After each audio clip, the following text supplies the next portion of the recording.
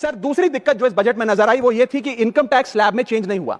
Sir हर साल देश का आम आदमी जब वित्त मंत्री जी की बजट की स्पीच सुनता है तो वो इसलिए नहीं सुनता कि पीएलआई की क्या इन्वेस्टमेंट होगी, कौन सा कॉरिडोर बन रहा है। देश का आम आदमी सैलरीड क्लास इसलिए बजट की स्पीच सुनता है कि उसके अंदर स्लैब में कोई रिवीजन होगा, क्या हमारी स्टैंडर्ड डिडक्शन की जो हमें डिडक्शन मिलती है वो बढ़ेगी। लेकिन इस बार बजट में देश का आम आदमी और खास तौर पर देश का मिडिल क्लास डिसअपॉइंट हुआ। पहले ही there has been a stagnation in the salaries, inflation 6.8% पे खड़ा है, लेकिन उसके बावजूद हमने इस बार कोई स्लैब में या स्टैंडर्ड डिडक्शन में चेंज नहीं देखा। मैं आपके माध्यम से वित्त मंत्री जी को रिक्वेस्ट करना चाहूंगा कि आप इसी बजट में अनाउंसमेंट करें कि स्टैंडर्ड डिडक्शन जो 75,000 रुपए उसे बढ़ाकर सैलरीड क्लास के लिए 1.5 लाख रुपए किया जाए। Sir third problem that was there with the budget is that there was no relief for the middle class. Sir after a very long time in India's history the personal income tax collection was more than the corporate income tax collection, यानी कि individuals ने जो income tax भरा वो लगभग 11 लाख करोड़ के आसपास भरा और कंपनियों ने, कॉर्पोरेट ने जो इनकम टैक्स भरा वो लगभग 9.8 लाख करोड़, यानी कि मैक्सिमम टैक्स आपको इंडिविजुअल्स के इनकम टैक्स से मिल रहा है। आप मिडिल क्लास वो टैक्स भर रहा है। आज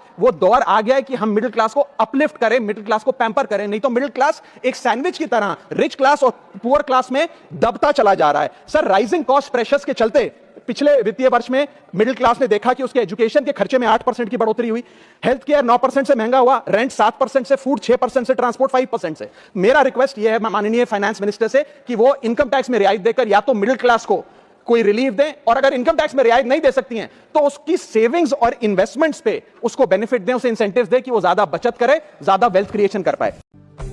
देखो दोस्तों, ये वाली बस कितनी सजधज रही है, कहाँ से आई है? रामलीला मैदान से। कितनी बस गई थी हमारे डिपो से? 8 बसें गई थी, और हर डिपो में से गई थी जब जाकर वहाँ 500 बसें हुई हैं। और वो 500 बसें यही थी जो सरकार ने आज आपको रामलीला मैदान में दिखाई है।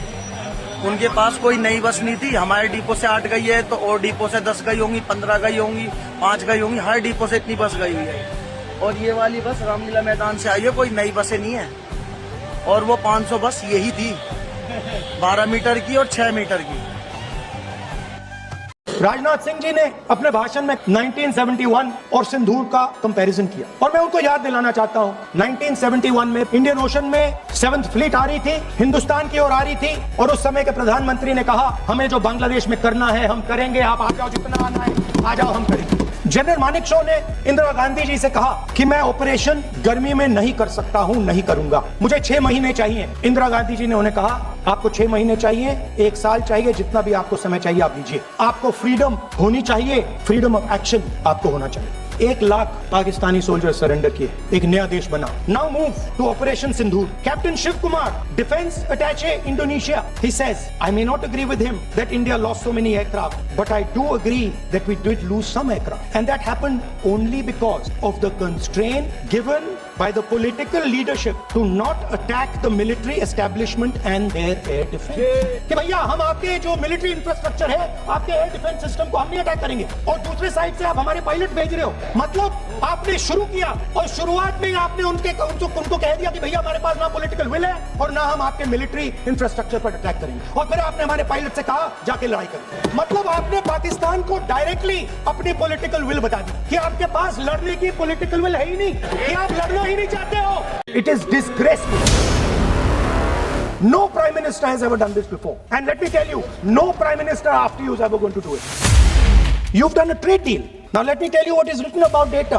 Number 1, we give up control over our digital trade rules. Number 2, there is no need for data localization. Number 3, free data flow to the United States. Number 4, limit on digital tax. Number 5, no need to disclose any source code. 20-year free tax holiday. What have you done on tariffs? Our tariff has gone up from 3% to 18%, and theirs has come down from 16 to 0. US imports to go up from $46 billion to $146 billion. This is absolutely absurd. They have no commitment to us. We have a commitment to them. We are going to add $100 billion a year. We're just standing there like fools. Next, textiles. The United States has reduced Bangladesh's tariff to 0. And our tariff is 18%.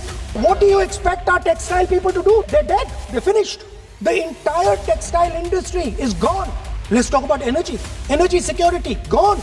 Now the United States will decide who we buy oil from. Our Prime Minister will not decide. And if India buys oil from anyone they do not want, they will punish us. and they will take our tariffs right back to 50%. Our farmers are facing a storm.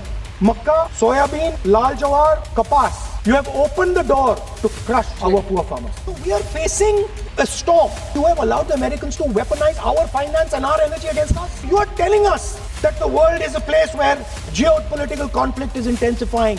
You're telling us energy and finance being weaponized, and then you're having it done to you. You're having it done to our farmers. You're having it done to our youngsters. How can you even make these statements?